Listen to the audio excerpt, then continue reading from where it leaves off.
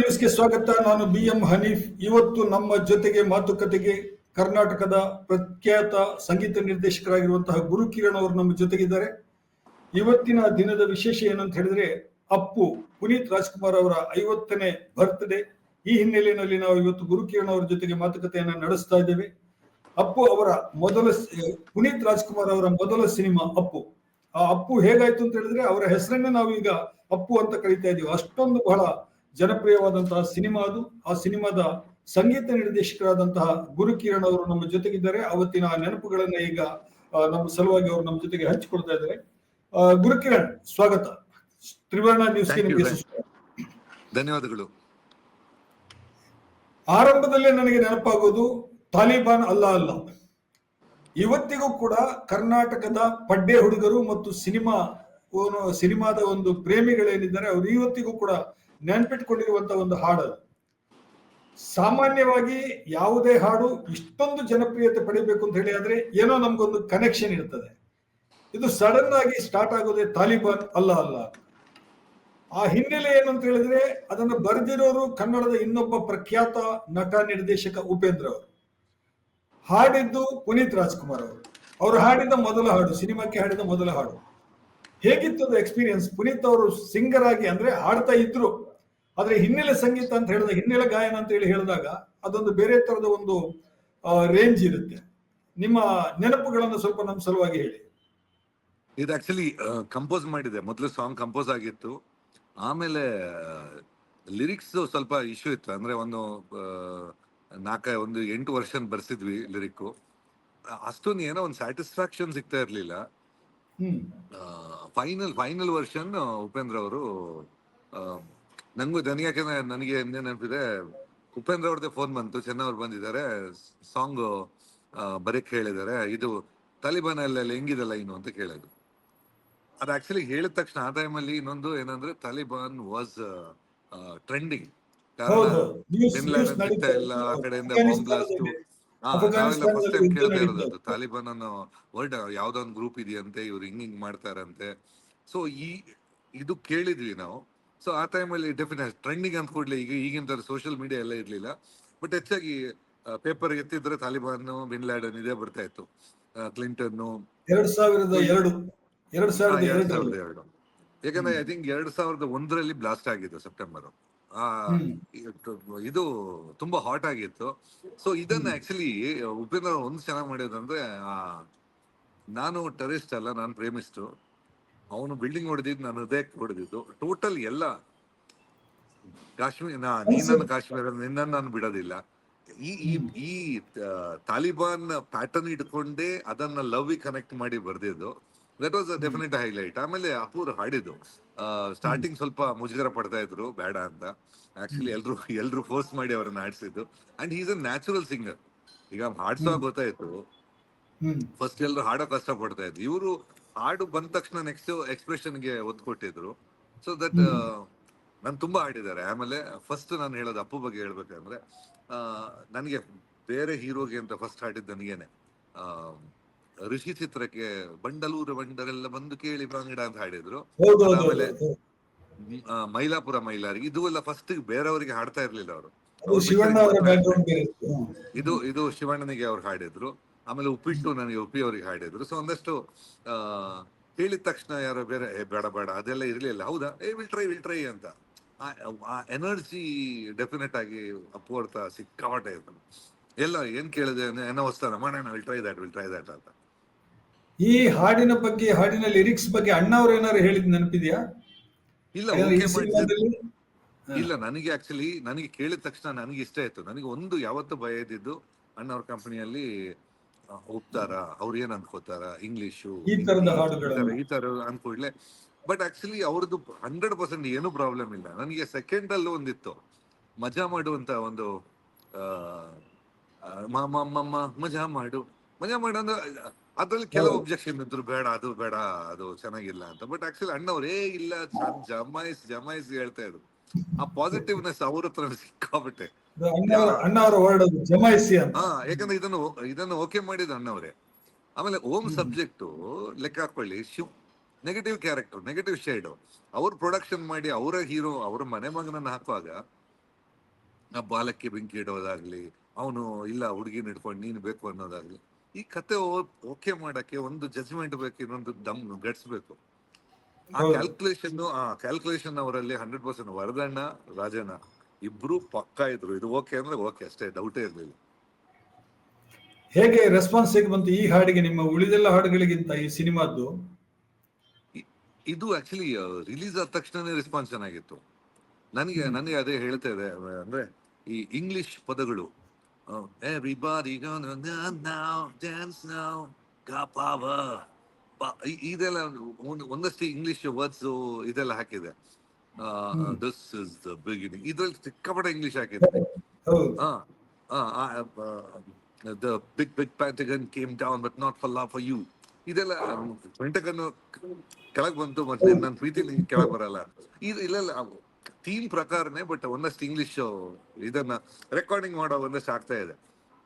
ಇದಕ್ಕೊಂದು ಭಯ ಇತ್ತು, ಓಕೆ ಹೆಂಗೆ ಇಲ್ಲ ಕನ್ನಡ ಅಂತ ಬರುವಾಗ ಇದೆಲ್ಲ ಸ್ವಲ್ಪ ತೊಂದರೆ ಆಗತ್ತಾ, ನನ್ನಿಂದ ಅವ್ರಿಗೆ ಪ್ರಾಬ್ಲಮ್ ಆಗುತ್ತೆ, ಈ ಒಂದಷ್ಟು ಮನ್ಸಲ್ಲಿತ್ತು. ಬಟ್ ನನ್ನ ಲೆಕ್ಕದಲ್ಲಿ ಕ್ಯಾರೆಕ್ಟರ್ಸ್ ಯಂಗೈ ಅಂದ್ರೆ ಕೂಡ್ಲೆ ನಿಮ್ಗೆ ಲ್ಯಾಂಗ್ವೇಜು ಸ್ವಲ್ಪ ಮಿಕ್ಸ್ ಲ್ಯಾಂಗ್ವೇಜ್ ಬರುತ್ತೆ ಅನ್ನೋದು. ಸೊ ಇದನ್ನ ಬಟ್ ಆ ಕಡೆ ಅಬ್ಸಲ್ಯೂಟ್ಲಿ ನೋ ಪ್ರಾಬ್ಲಮ್.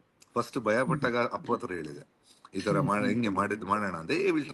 ನಾನು ಹೇಳ್ತೀನಿ ನೋ ಪ್ರಾಬ್ಲಮ್ ಅಂತ, ಸೌಂಡಿಂಗ್ ಗುಡ್ ಅಂತ ಇನ್ಸ್ಟೆಂಟ್. ತೊಂದರೆ ಇರ್ಲಿಲ್ಲ. ಅಂದ್ರೆ ಇಲ್ಲಿ ಒಂದು ಅಣ್ಣ ಅವರು ಕನ್ನಡದ ಪ್ರತಿನಿಧಿ, ಕರ್ನಾಟಕದ ಪ್ರತಿನಿಧಿ. ನಮಗೆಲ್ಲರಿಗೂ ಕೂಡ ಕನ್ನಡ ಅಂದ ತಕ್ಷಣ ಡಾಕ್ಟರ್ ರಾಜ್ಕುಮಾರ್ ಅಂತ ನಮ್ಗೆಲ್ಲರಿಗೂ ನೆನಪಿಗೆ. ಅವರ ಮಗ ಆರಂಭದಲ್ಲಿ ನಡೆಸುವಂತಹ ಮೊದಲ ಸಿನಿಮಾ. ಇದರಲ್ಲಿ ನಾವು ಈ ತರದ ಇಂಗ್ಲಿಷ್ ಶಬ್ದಗಳನ್ನೆಲ್ಲ ಸೇರಿಸಿಕೊಂಡ್ರೆ ಹೇಗಾಗ್ಬೋದು ಅನ್ನೋ ಒಂದು ಭಯ, ಒಂದು ಆತಂಕ, ಭಯ ಇತ್ತು 100% ನನಗಿತ್ತು. ಆದ್ರೆ ಒಂದ್ಸಲ ಬಿಡುಗಡೆ ಆದ ತಕ್ಷಣ ಅದೊಂದು ಬಹಳ ದೊಡ್ಡ ರೆಕಾರ್ಡ್ ಕ್ರಿಯೇಟ್ ಮಾಡುತ್ತೆ. ಅತ್ಯಧಿಕ ನಿಮ್ಮ ಹಾಡುಗಳ ಸೇಲ್ ಆಗಿರುವಂತದ್ದು, ಮಾರ್ಕೆಟಿಂಗ್ ಕೂಡ ಅದರದ್ದು ಬಹಳ ಚೆನ್ನಾಗಿ ಆಯ್ತದೆ. ಅಪ್ಪು ಸ್ವಭಾವ ಈಗ ಈ ಹಾಡು ಗಾಯಕನಾಗಿ ಒಂದು ಬೇರೆ, ನಟನಾಗಿ ಒಂದು ಬೇರೆ, ಫ್ರೆಂಡ್ಲಿ ಆಗಿರುವಂತಹದ್ದು ಅಪ್ಪುದು. ಅದಕ್ಕೆ ಸಂಬಂಧಿಸಿ ಏನ್ ನೆನಪಿಗೆ ಬರುತ್ತೆ ನಿಮಗೆ? ಒಂದು ಏನ ಅಪ್ಪು ಹೊತ್ತ ಡಿಫ್ರೆನ್ಸ್ ಅಂದ್ರೆ, ಈಗ ತುಂಬಾ ಜನ ಒಮ್ಮೆಲೆ ಹೆಸರು ಬಂದ್ರೆ ಆಟಿಟ್ಯೂಡು, ಬ್ಯಾನರ್ಸಿಸಮ್ ಎಲ್ಲ ಚೇಂಜ್ ಆಗುತ್ತೆ. ಬಟ್ ಇವ್ರು ಚಿಕ್ಕಂದಿನಲ್ಲೇ ಸಕ್ಸಸ್ ನೋಡ್ಕೊಂಡು ಬಂದವರು. So they was absolutely no change. ಹೆಂಗಿದ್ರು ಅಂದ್ರೆ, ನಾನು ಫಸ್ಟ್ ಟೈಮ್ ಭೇಟಿ ಆದಾಗ, ನಾನು ಆಕ್ಚುಲಿ ಮನೇಲಿ ಭೇಟಿ ಆಗ್ತಾ ಇದ್ದೆ. ಆಮೇಲೆ ಆಯ್ತು ಬೆಂಗಳೂರಿಗೆ ಬಂದಾಗ ಲಾಟ್ ಆಫ್ ಸೇಮ್ ಜಾಯಿಂಟ್ಸ್ ಇತ್ತು, ನಾವು ಒಂದೇ ಕಡೆ ಹೋಗ್ತಾ ಇದ್ವಿ ರೆಸ್ಟೋರೆಂಟ್ಸ್ಗೆ. ಸೊ ಭೇಟಿ ಆಗ್ತಾ ಇದ್ವಿ. ಸೊ ಅವತ್ತಿಂದ ಯಾವತ್ತು ನೋಡ್ತಾ ಇದ್ದೀನಿ, ಸ್ಟಾರ್ಟಿಂದ ಫಸ್ಟ್ ಪಿಕ್ಚರ್ ಇಂದ ಎಂಡ್ವರೆಗೂ ಅಪ್ಪು ಅದೇ ಅಪ್ಪು, ಏನು ನಯ ಪೈಸೆ ಚೇಂಜ್ ಇಲ್ಲ ಬಿಹೇವಿಯರ್ ಅಲ್ಲಾಗ್ಲಿ. ಯಾಕೆಂದ್ರೆ ವಿ ಬಿಕೇಮ್ ಕಂಪೋಸಿಂಗ್ ಆದ್ಮೇಲೆ ನಾವು ಫ್ರೀ ಇದ್ರೆ ನಾನು ಅಪ್ಪು ಅವ್ರ ಜೊತೆ ಹ್ಯಾಂಗ್ ಔಟ್ ಮಾಡ್ತಾ ಇದ್ದೆ. ಅಲ್ಲೇ ಅವ್ರ ಮನೆಯಲ್ಲಿ ಒಂದಷ್ಟು ಫ್ರೆಂಡ್ಸ್ ಎಲ್ಲ ಸೇರ್ತಾ ಇದ್ವಿ, sit down and chat. So he was ಒಂದೇ ಹಂಗರ್ ಇತ್ತು, ಹಸಿವಿತ್ತು ಅಪ್ಪುಗೆ. ಅದು ಕಡೆತನಕನೂ ಇತ್ತು, ಏನೋ ಮಾಡ್ಬೇಕು, ಆ ತುಡಿತಾ ಇದೆಯಲ್ಲ, ಶಂಕರ್ನಾಗಿ ಹೆಂಗಿತ್ತು ಅದೇ ತರ ಇವ್ರಿಗೆ. ಆಮೇಲೆ ಆ ಸಿನಿಮಾದಲ್ಲಿ 2 ಹಾಡುಗಳನ್ನು ಅಣ್ಣವರು ಹಾಡಿದ್ರು. ಒಂದು ಪಣವಿಡು ಪಣವಿಡು ಅಂತ ಒಂದು ಹಾಡು, ಆಮೇಲೆ ಆ ದೇವರ ಹಾಡಿದು ಅನ್ನುವಂಥದ್ದು. ಆ ಎಕ್ಸ್ಪೀರಿಯನ್ಸ್ ಹೇಗಿತ್ತು ಅಣ್ಣವ್ರ ಜೊತೆಗೆ? ನೀವು ಅಣ್ಣವ್ರು ಹಾಡುವಾಗ ನೀವು ಮ್ಯೂಸಿಕ್ ಡೈರೆಕ್ಷನ್ ಮಾಡೋದು? ಎಲ್ಲ ಸಾಂಗ್ ಕಂಪೋಸಿಂಗ್ ಮಾಡುವಾಗ ಅಣ್ಣವ್ರು ಇದ್ದಿದ್ದು, ಅವರು ವರದಣ್ಣ, ಅವರು ರಾಘಣ್ಣ ಇದ್ರು, ಅವರೇ ಓಕೆ ಮಾಡಿದ್ರು ಸಾಂಗ್. ವರದಣ್ಣ, ರಾಜಣ್ಣ ಇಬ್ರು ಕೂಡ ಎಲ್ಲ ಹಾಡುಗಳನ್ನು ಅವರೇ ಓಕೆ ಮಾಡಿದ್ದು, ಅವರೇ ರೆಕಾರ್ಡಿಂಗ್ ಟೈಮಲ್ಲಿ ಅವರೇ ಇದ್ರು. ಅವ್ರಿದ್ದು. ಆಮೇಲೆ ಈ ಪರ್ಟಿಕ್ಯುಲರ್ ಹಾಡು ಯಾವುದು, ಆದೇವರ ಹಾಡಿದು, ಇದು ಪಣವಿಡು 2 ಕಲ್ಯಾಣ ಬರ್ದು ಹಾಡುಗಳು. ಆಮೇಲೆ ಬ್ಯಾಕ್ ಗ್ರೌಂಡ್ ಅಂದ ಕೂಡಲೇ ಒಂಥರ ಯೂಶುವಲಿ ಗಜಲ್ ಸ್ಟೈಲು, ಆಮೇಲೆ ಒಂದು ಪ್ಯಾಟರ್ನ್ ಇತ್ತು. ಪ್ಯಾಥೋ ಸಾಂಗ್ ಅಂದ ಕೂಡಲೇ ಒಂದು ಇದನ್ನ ಸ್ವಲ್ಪ ಬ್ರೇಕ್ ಮಾಡಿ ಒಂದು ಪಕ್ಕ ರಾಕ್ ಸಾಂಗ್, ಹೇಳಕ್ rock, but it's got a very feel ಮತ್ತೆ ಎನರ್ಜಿ ಇರೋ ಸಾಂಗ್. ಶಂಕರ್ ಮಹಾದೇವನಿದ್ದು ಜಾಲಿಗೋ ಜಾಲಿಗೋ, ಅದು ಇನ್ನೊಂದು ಓಪನಿಂಗ್ ಸಾಂಗ್ ಅದು. ಇದಾದ್ಮೇಲೆ ಅಣ್ಣವ್ರು ಹಾಡಿದ್ದು, ಆದೇವ್ರು ಹಾಡಿದ್ದು. ಇದು ಸೆಕೆಂಡ್ಸ್, ಇದು ಅವ್ರಿಗೆ ಅಂತಲೇ ಮಾಡಿದ್ದು, ಯಾವುದು ಆದೇವ್ರ ಹಾಡಿದ್ದು. ಇದು ರಾಕ್ ಸಾಂಗ್ ಮಾಡಿದ ತಕ್ಷಣ ಅವರಿಗೆ ಇಷ್ಟ ಆಯ್ತು, ಅಣ್ಣವ್ರಿಗೆ ಇಷ್ಟ ಆಯ್ತು. ಆಮೇಲೆ ಅವ್ರೇ ಇದು ಅಂದ್ರೆ ಈ ಪ್ಯಾಟರ್ನ್ ನಾನು ಹಾಡಿಲ್ಲ, ಇದು ನನಗೆ ಇದು ಡಿಫ್ರೆಂಟ್ ಆಗಿರುತ್ತೆ ಅಂತ ನಾನು ಅಂದ್ರೆ ದಟ್ ಪ್ಯಾಟರ್ನ್ ಹಾಡಿಲ್ಲ. ನಾನು ಹೇಳೋದು ಆ ಎನರ್ಜಿ ಮತ್ತೆ ಆ ಉತ್ಸಾಹ ಇದೆಯಲ್ಲ, ಈ ವಾಸ್ ಕಡೆ ತನಕ ವಾಸ್ ಸ್ಟಿಲ್ ಎ ಕಿಡ್, ಏನು ಚಿಕ್ಕ ಮಕ್ಕಳ ತರನೇ ಇದ್ದಿದ್ದು ಅವರು. ಆಮೇಲೆ ಅವ್ರಿಗೆ ಅವಷ್ಟಂತ ಅವ್ರ ಜೊತೆ ನಾವು ಮಾತಾಡುವಾಗ ಅವರು ಅಷ್ಟು ದೊಡ್ಡ ಸಾಧಕರು ಅಂತ ಅನ್ಸಲ್ಲ, ಚಿಕ್ಕ ಮಕ್ಕಳ ತರನೇ ಮಾತಾಡೋರು. ಅಂದ್ರೆ ಇನ್ನೋಸೆನ್ಸು ಕಡೆತನಕ ಹಂಗೆ ಇತ್ತು ಅವ್ರದ್ದು. ಸೊ ಅದು ಈ ಸಾಂಗ್ ಹಾಡೋದು ಕಷ್ಟ. ಯಾವ್ದು ಪಣಬಿಡು, ಯೂನಿಟ್ ಲಾಟ್ ಆಫ್ ಗ್ರಂಟ್ ಬೇಕು, ಅಂದ್ರೆ ವಾಯ್ಸ್ ಅಲ್ಲಿ ಥ್ರೋ ಜಾಸ್ತಿ ಬೇಕು. ಬೇಸಿಕಲಿ ಅದು it taxes the body, physically tax ಮಾಡುತ್ತೆ. ಬಟ್ ಅವ್ರು ಹಾಡಿದ್ರು ಸಿಕ್ಕಾಪಟ್ಟೆ ಚೆನ್ನಾಗಿ ಹಾಡಿದ್ರು ಆ ಸಾಂಗ್. ಇದು ಇದೆಯಲ್ಲ, ನಾನು ಈ ತರ ಹಾಡಿಲ್ಲ, ನಾನು ಹಾಡೋದು ಇದೆಯಲ್ಲ ಯಾವ್ದು ಒಳಗಿಂದ ಬರೋದು ಸಿಕ್ಕಾಪಟ್ಟೆ ಚೆನ್ನಾಗಿದೆ. ಅಂದ್ರೆ ಅಪ್ಪು ಅವ್ರದ್ದು ಪುನೀತ್ ರಾಜ್ಕುಮಾರ್ ಅವರ ಮೊದಲ ಸಿನಿಮಾ ಅಪ್ಪು. ಅದರಲ್ಲಿ ನೀವು ಗಾಯಕರು ಕೂಡ ನಿಮಗೆ ಉದಿತ್ ನಾರಾಯಣ್ ಇದ್ರು, ಶಂಕರ್ ಮಹಾದೇವನ್ ಇದ್ರು, ಡಾಕ್ಟರ್ ರಾಜ್ಕುಮಾರ್ ಅವರು, ಆಮೇಲೆ ಒಂದನ್ನು ಪುನೀತ್ ಅವರೇ ಹಾಡಿದ್ರು. ಅಂದ್ರೆ ಒಂದು ವೆರೈಟಿ ಆಫ್ ಬ್ಲೆಂಡ್ ಆ ಮೊದಲ ಸಿನಿಮಾದಲ್ಲಿ. ಅದು ಬಹುಶಃ ಹೊಸತನ ಅಂತ ಹೇಳ್ಬಿಟ್ಟು 2 ಸಾಂಗ್ ಚಿತ್ರ ಅವ್ರು ಹಾಡಿದ್ದಾರೆ. ಚಿತ್ರ ಹಾಡಿದ್ರು. ಹೌದು, ಉದಿತ್ ಒಂದು ನಾರಾಯಣ್ ಉದಿತ್ ನಾರಾಯಣ್ ಜೊತೆಗೆ ಹಾಡಿದ್ರು. ಹೌದು. 2 ಸಾಂಗ್, ಬಾರೆ ಬಾರೆ, ಬಾರೆ ಬಾರೆ ಮತ್ತೆ ಎಲ್ಲಿ ಕಲ್ಯಾಣ ಮಂಟಪಕ್ಕೆ. ಹೌದು.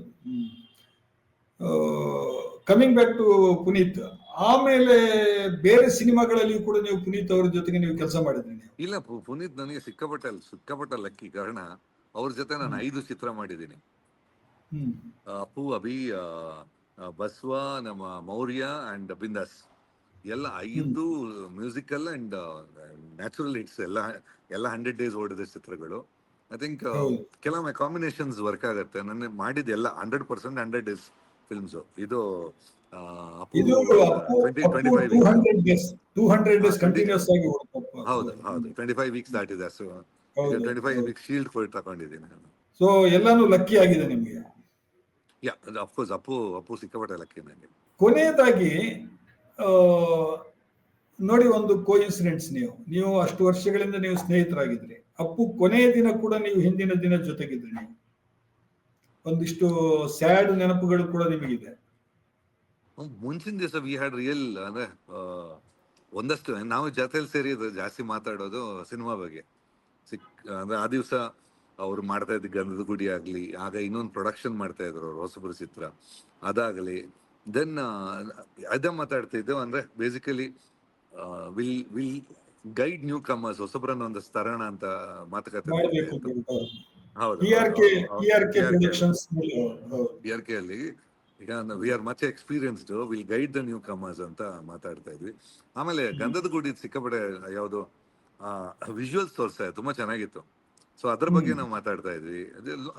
ರಮೇಶ್ ಇದ್ರು. ಸೊ ಒಂದಷ್ಟು ಲಾಟ್ ಆಫ್ ಕ್ರಿಯೇಟಿವ್ ಟಾಕ್ಸ್. ನೀವು ರಮೇಶ್ ಅರವಿಂದ್, ಪುನೀತ್ ಅವರೆಲ್ಲ ಒಟ್ಟಿಗೆ ಸೇರ್ಕೊಂಡ್ಬಿಟ್ಟು ಕೂತ್ಕೊಂಡು ಮಾತಾಡ್ತಾ ಇದ್ರಿ? ನಾವೊಂದು 40 ಜನ ಇದ್ವಿ. ಫಿಲ್ಮ್ ಇಂಡಸ್ಟ್ರಿ ಅವರು ರಚಿತಾ ಬಂದಿದ್ರು ಆ ದಿವಸ. ಆಮೇಲೆ I think Vashishtha, very few, Yogi Dwarakish, ಜಾಸ್ತಿ ಇಲ್ಲ. ನನ್ನ ಲೆಕ್ಕದಲ್ಲಿ 6-7 ಜನ ಇಂಡಸ್ಟ್ರಿಯವರು, ಫಿಲ್ಮ್ ಇಂಡಸ್ಟ್ರಿ. ಆಮೇಲೆ ಬೇರೆ ಫ್ರೆಂಡ್ಸ್, ರಿಲೇಟಿವ್ಸ್, ಬೇರೆ ಬಿಸ್ನೆಸ್ ಅವರು. ಐ ಥಿಂಕ್ ನಮ್ಮ ಇವರು ಇದ್ರು, ನಮ್ಮ ಹೈಯರ್ ಎಜುಕೇಶನ್ ಮಿನಿಸ್ಟ್ರು ಸುಧಾಕರ್ ಅವರು ಇದ್ರು. ಒಂದಿಬ್ರು ಬೇರೆಯವರು, ಸ್ವಲ್ಪ ಪೊಲಿಟಿಕಲ್, ಸ್ವಲ್ಪ ಫ್ರೆಂಡ್ಸ್, ಅಷ್ಟು ಕ್ಲೋಸ್ ಫ್ರೆಂಡ್ಸ್ ಇದ್ದಿದ್ದು ಆ ದಿವಸ. ಸಹಜವಾಗಿ ಇದ್ರು, ಚಟುವಟಿಕೆನಲ್ಲೇ ಇದ್ರು, ಯಾವುದೇ ಇದಿರ್ಲಿಲ್ಲ, ಸೂಚನೆಗಳು ಯಾವ್ದು ಇರ್ಲಿಲ್ಲ ನಮಗೆ. ಇಲ್ಲ, ಏನಿಲ್ಲ. ಆಮೇಲೆ ಹೇಳಿದ್ರು, 1-2 ದಿವಸ ಮುಂಚೆ ಅದು ಬೆನ್ನೋವು ತರ ಇತ್ತು, ಅದಕ್ಕೆ ಮಸಾಜ್ ಮಾಡಿಸಿದ್ರು. ಅದೇ might be because of muscle. ಅದೊಂದು ನನಗೆ ಆಮೇಲೆ ಆಫ್ಟರ್ ವೀಕ್ ಯಾರೋ ಹೇಳ್ತಾ ಇದ್ರು, ಹಿಂಗ್ ಇತ್ತು ಕಂಪ್ಲೇಂಟ್ ಅಂತ. ಬಟ್ ಅದೇ he thought it was A muscle catch ತರ. ಸೊ ಮಸಾಜ್ ಮಾಡಿಸಿದ್ರು, ಅಷ್ಟು ಗೊತ್ತು ನನಗೆ. ಅದು ಬಿಟ್ಟು ಆ ದಿವಸ ಆಗ್ಲಿ ದೇರ್ ವಾಸ್ ನೋ ಅಬ್ಸಲ್ಯೂಟ್ ಚೂರು ಹಿಂಟ್ ಇರ್ಲಿಲ್ಲ. Normal, very normal. ಅವತ್ತು ಮಾತಾಡಿದ ಕೆಲವು ಮಾತುಗಳೇನಾದ್ರೂ ನೆನಪಿಗೆ ಬರ್ತಾವ ನಿಮ್ಗೆ, ಅವರು ಅವತ್ತು ಹೇಳಿದ್ದು? ಇಲ್ಲ, ಆಕ್ಚುಲಿ ಈವ್ನಿಂಗ್ ಅವರ ಮಕ್ಕಳನ್ನ ಸ್ವಲ್ಪ ಡ್ರೈವ್ ಎಲ್ಲ ಕರ್ಕೊಂಡು ಹೋಗ್ತಾ ಇದ್ರು. So and daily night one daughter is in ಟೋಟು ಇಸ್ ಇನ್ US. ಸೊ ಅವ್ರ ಜೊತೆ ಮಾತಾಡ್ತಾ ಇದ್ರು. So just talking the kids. ಆಮೇಲೆ 11 o'clock he was ಹೊರಡ್ಲಾ ಅಂತ ಊಟ ಹಾಕೋದು. By the time we kept the cake. So cake cutting ಮಾಡಿ I think 11:30 he left. So ಅದು ಆಮೇಲೆ ಬೆಳಿಗ್ಗೆ 12 ನಾನು ಎದ್ದಿದ್ದಾಗ ಆ ದಿವಸ ಲೇಟ್ ಆಯ್ತು. ನಾ ಮಲಗುವಾಗ ಇಟ್ ವಾಸ್ ಅರೌಂಡ್ 2, ಎದ್ದಾಗ ಇಟ್ ವಾಸ್ 10:30. ಹಾರ್ಟಿ ಮುಕ್ಕಾಲ್ 1 ಗಂಟೆಯಲ್ಲಿ ಕಾಲ್ ಬಂತು ನನಗೆ. ಆಗ ನಂಬಿಲ್ಲ, ಯಾಕಂದ್ರೆ ಇಂಥ ರೂಮರ್ಸ್ ತುಂಬಾ ಜನರದ್ದು ಬಂದು ಹೋಗಿದೆ. ನೆನಪೇ ಬೇಡ, ಕೆಟ್ಟ ಕನ್ಸು ಅಂತ ಮರ್ತು ಬಿಡೋದು ಆಸೆ ಅಂತ. ಇಲ್ಲ, ಸಂತೋಷದ ವಿಷಯಗಳನ್ನ ನಾವು ನೆನಪಿಸ್ಬೇಕು ಅವರ ಹುಟ್ಟುಹಬ್ಬದ ದಿನ ಸಾಮಾನ್ಯವಾಗಿ. ಬಟ್ ನೀವು ಕೋಇನ್ಸಿಡೆನ್ಸ್ಲಿ ಅವತ್ತು ನಿಮ್ಮ ಒಟ್ಟಿಗೆ ಅವರು ಊಟ ಮಾಡಿಕೊಂಡು ಕೊನೆಯದಾಗಿ ಅದು ನಿಮ್ಮ ಫ್ರೆಂಡ್ಶಿಪ್ಗೆ ಒಂದು ಕೊನೆಯದಾಗಿ ಒಂದು ವಿದಾಯದ ಒಂದು ಇದು ಕೂಡ ಟಚ್ ಕೂಡ ಅದಕ್ಕೆ ಇತ್ತು ಅಂತ ನಾನು ಕೇಳಿದೆ ನಾನು. ಇಲ್ಲ, ಬೇರೆ ಅದರಲ್ಲಿ ಲಕ್ಕಿ ಅಂತ ಹೇಳ್ಬೇಕು. ಲಾಸ್ಟ್ ಊಟ ಜೊತೆಗೆ ಮಾಡಿದೀವಿ ನಮ್ಮ ಮನೆಯಲ್ಲಿ ಅಂತ, ಅದನ್ನ ಒಂದು ನಾನು ಲಕ್ಕಿ ಅಂತ ಹೇಳ್ಬೇಕು. ಇನ್ನೊಂಥರ ಎಲ್ಲ ಡೆಫಿನೆಟ್ ಆಗಿ ಅದನ್ನ ಮರ್ಕಳಿಸೋದಂದ್ರೆ ಒಂಥರ ನೋವು ಒಂಥರ. ಯಾಕಂದ್ರೆ ಒಂದು 3-4 ದಿವಸ ನನಗೆ I couldn't believe my self.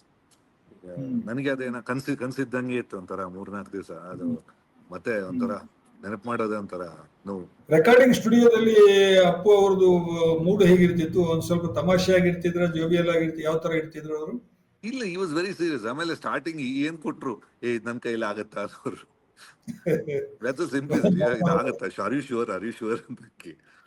ಆಮೇಲೆ ಒಮ್ಮೆ ಮೈಕ್ ಎದುರುಗಡೆ ನಿಂತ್ರೆ ಸರವಾಗಿ ಅಂದ್ರೆ ವಿದೌಟ್ ಎನಿ ಹೆಸಿಟೆನ್ಸಿ ಆಡೋರು. ಆಮೇಲೆ ನ್ಯಾಚುರಲ್ ಆಗಿ ಕೆಲವು ಸಾಂಗ್ ನನಗೆ ಇನ್ನೂ ನೆನಪಿದೆ. ಲೈಕ್ ಸ್ವಲ್ಪ ಸಂಗತಿಗಳು ಇರ್ತಿದ್ವು.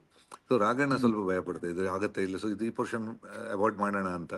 ಬಟ್ ಇವರು ಒಮ್ಮೆ ಮೈಕ್ ಎದುರುಗಡೆ ನಿಂತ್ರೆ ಆಡ್ತಾ ಇದ್ರು, ನ್ಯಾಚುರಲ್ ಆಗಿ ಬರ್ತಾ ಇತ್ತು. Use naturally good singer. ಆಮೇಲೆ ಆ ಹಾಡು ಸ್ಟೇಜ್ ಪರ್ಫಾರ್ಮೆನ್ಸ್ ಅಲ್ಲಿ ಕೂಡ ಬಹಳ ಕ್ಲಿಕ್ ಆಗಿದ್ದಂತ ಹಾಡು ಅದು. ಅಪ್ಪು ಮತ್ತು ನೀವು ಎಲ್ಲಿ ಸ್ಟೇಜ್ ಅಲ್ಲಿ ಹೋಗಿದ್ರಿ ಅಲ್ಲೆಲ್ಲಾನು ಕೂಡ ಅದನ್ನ ಬಹಳ ಹೆಚ್ಚು ಡಿಮಾಂಡ್ ಬರ್ತಾ ಇತ್ತು. ಅದು ಮೈಲಾರಿ ಅದು ಮತ್ತೆ ಮೈಲಾರಿ ನಾವು ಜೊತೆಗಿದ್ರೆ ಎರಡು ಆಡ್ತಾ ಇದ್ವಿ, ಜೊತೆಗೆ ಆಡ್ತಾ ಇದ್ವಿ. ಮೈಲಾರಿ ಹಾಡಲ್ಲಿ ಅವರ ಅಣ್ಣನ ಆಕ್ಟಿಂಗ್ ಗೆ ಅವರು ಹಾಡ್ತಾ ಇದ್ರು. ಆ ತರದೊಂದು ಇದು ಕೂಡ ಇತ್ತು, ಇಮೋಷನಲ್ ಬಾಂಡ್ ಕೂಡ ಇತ್ತು. ಈಗ ಇಷ್ಟು ವರ್ಷಗಳ ನಂತರವೂ ಕೂಡ ಇವತ್ತಿಗೂ ಕೂಡ ಈಗ ಮೊನ್ನೆ ನಾನೀಗ ನಿನ್ನೆ ನೋಡಿದೆ, ಅಲ್ಲಿ ಏನು ಥಿಯೇಟರ್ ನಲ್ಲಿ ಸೀಟ್ ಇರ್ಲಿಲ್ಲ, ಕೆಳಗಡೆ ಎದುರುಗಡೆ ಸಾಲಲ್ಲಿ ಕೂತ್ಕೊಂಡ್ಬಿಟ್ಟು 100 ಜನ ಕೂತಿದ್ರು ಅಪ್ಪು ಸಿನಿಮಾ ನೋಡೋದಕ್ಕೆ. ರೀ ರಿಲೀಸ್ ಆದಾಗ್ಲೂ ಕೂಡ ಅದೊಂದು ಟ್ರೆಂಡ್, ಆ ನೆನಪು ಮತ್ತು ಆ ಟ್ರೆಂಡ್ ಎರಡು ಕೂಡ ಈಗಲೂ ಕೂಡ ಹಾಗೆ ಮುಂದುವರೆದಿದೆ ಅನ್ನೋ ತರ. ಈಗ ಅದಕ್ಕೆ ರೆಸ್ಪಾನ್ಸ್ ನೋಡ್ತಾ ಇದ್ರೆ ಅದು ಕೂಡ 100 days ಹೋಗೋಂಗ್ ಕಾಣಿಸ್ತಾ ಇದೆ, ರೀ ರಿಲೀಸ್ ಕೂಡ. ಯಾಕೆಂದ್ರೆ ಅದೇ ತರ ಇದೆ ರೆಸ್ಪಾನ್ಸ್. ಆ ಪಿಕ್ಚರ್ನು ನಾವು ಅಣ್ಣವ್ರಿದ್ರೆ ಆ ದಿವಸ ಅವ್ರ ಪೂರ್ ಫ್ಯಾಮಿಲಿ ಜೊತೆ ಎಲ್ಲ ಮನೆಯವ್ರ ಜೊತೆ ನಾವು ಕೂತ್ಕೊಂಡು ಸಂತೋಷಲ್ಲಿ ಏನೋ ನೆನಪಿದೆ ನೋಡಿದ್ದು. ಅಲ್ಲಿಂದ ಪ್ರಸನ್ನ ಪ್ರಮೋ ಥಿಯೇಟ್ರು, 4-5 ಐ ಥಿಂಕ್ ವೀರೇಶ್, ನನ್ನ ಒಂದು ಟೂರ್ ಅಂತ ಒಂದು 5 ಥಿಯೇಟರ್ ರೌಂಡ್ ಹೊಡಿದಿದ್ವಿ.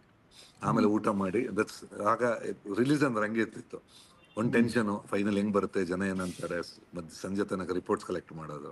ಒಂದು ಹೊಸ ಸ್ಟಾರ್ ಲಾಂಚ್ ಆದಂತಹ ಸಿನಿಮಾ ಅದು. ಕನ್ನಡ ಚಿತ್ರರಂಗದ ಆನಂತರದ ಸುಮಾರು 20 ವರ್ಷಗಳ 2.5 ದಶಕಗಳ ಒಂದು ಇತಿಹಾಸವನ್ನ ಟ್ರೆಂಡ್ ಸೆಟ್ ಮಾಡಿದಂತ ಒಂದು ಸಿನಿಮಾ ಅದು. ಯಾಕಂತ ಹೇಳಿದ್ರೆ ಆಮೇಲೆ ಪುನೀತ್ ರಾಜ್ಕುಮಾರ್ ಅವರು ಯಾವ್ದೆಲ್ಲ ಸಿನಿಮಾದಲ್ಲಿ ನಡೆಸಿದ್ರು ಅದೆಲ್ಲಾನು ಕೂಡ ಒಂದು ತರದ ಬೇರೆ ತರದ ಒಂದು ಟ್ರೆಂಡ್ ಅನ್ನ ಕ್ರಿಯೇಟ್ ಮಾಡ್ತಾ ಹೋದ್ರು. ನಾವು ರಾಜ್ಕುಮಾರ್ ಅವರು ಆರಂಭದಲ್ಲಿ ಹೇಗೆ ನಮಗೆ ಒಂದು ಕೌಟುಂಬಿಕ ಸಿನಿಮಾದ ಒಂದು ಇದನ್ನ ಟ್ರೆಂಡ್ ಅನ್ನ ಸೆಟ್ ಮಾಡ್ತಾ ಹೋದ್ರು, ವ್ಯಾಲ್ಯೂ ಬೇಸ್ಡ್ ಜೀವನದ ಮೌಲ್ಯಗಳಿಗೆ ಸಂಬಂಧಿಸಿದ್ದು, ಅದೇ ತರ ಅಪ್ಪು ಕೂಡ ಒಂದು ಎಂಟರ್ಟೈನ್ಮೆಂಟ್ ನ ಹೊಸ ಟ್ರೆಂಡ್ ಅನ್ನ ಕ್ರಿಯೇಟ್ ಮಾಡಿದ್ರು ಅಂತ ಹೇಳಿ ಅನ್ಸುತ್ತೆ. ಅವರು ಅಭಿನಯಿಸಿದ ಎಲ್ಲ ಲವ್ ಸಬ್ಜೆಕ್ಟ್ ಇರುವಂತಹ ಸಿನಿಮಾಗಳೇ ಹೆಚ್ಚಿಂದೆಲ್ಲ ಅದೇ ಇದ್ದಿದ್ದು. ಅವರೇನು ಬಹಳ ತುಂಬಾ ಅಗ್ರೆಸಿವ್ ಆದಂತಹ ವೈಲೆಂಟ್ ಸಿನಿಮಾ ತರದ್ದು ಬಹಳ ಕಡಿಮೆ ಇತ್ತು.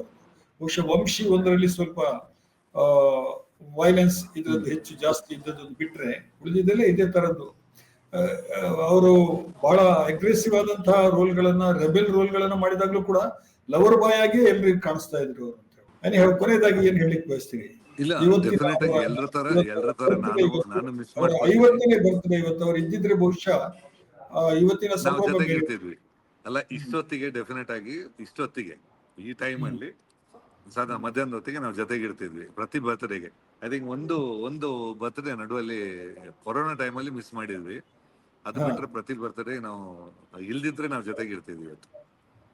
ಅಂದ್ರೆ ಒಂದು ಒಬ್ಬ ಅಂದ್ರೆ ನಮ್ಗೆ ಬೇಕಾದಾಗಿರೋ ಸ್ನೇಹಿತರು ಅಂತ ತುಂಬಾ ಕಮ್ಮಿ ಇರೋದು. ಒಬ್ಬರನ್ನ ಕಳ್ಕೊಂಡಿದೀವಿ ಡೆಫಿನೆಟ್ ಆಗಿ. ಯಾವತ್ತು ಮನಸ್ಸಲ್ಲಿ ಇರ್ತಾರೆ, ನಾವು ನೆನಪಲ್ಲಿ ಇರ್ತಾರೆ. ಎಸ್, ಥ್ಯಾಂಕ್ ಯು ಗುರು. ನಿಮ್ಮ ಬಿಸಿ ಶೆಡ್ಯೂಲ್ ನಲ್ಲಿ ಇದ್ದೀರಿ ಗೊತ್ತು ನನಗೆ, ನೀವು ದಾರಿನಲ್ಲಿ ಇದ್ರಿ. ನಿಮ್ಮನ್ನು ನಾನು ತ್ರಿವರ್ಣ ನ್ಯೂಸ್ ಸಲುವಾಗಿ ಕಟ್ಟಿ ಹಾಕಿದ್ದೀನಿ. Thank you very much. Thank you so